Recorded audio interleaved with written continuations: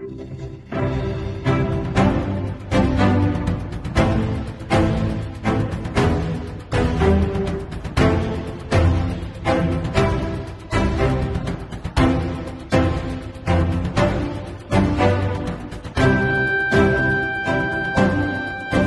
pasti, kalian semua perlu menjaga nama baik Perkhidmatan Tadbir dan Diplomatik.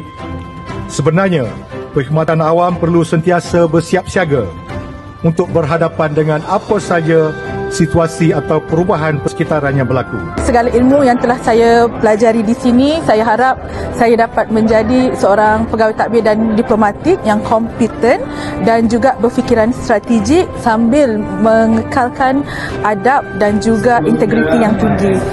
Dan harapan saya selepas tamat kadet ni adalah saya akan dapat berkhidmat untuk negara secara spesifik dia kepada komuniti saya sendirilah, agar pembangunan di negara ini walaupun sedikit sumbangan saya, berharap pembangunan ini dapat dinikmati oleh setiap lapisan masyarakat. Sekian, terima kasih.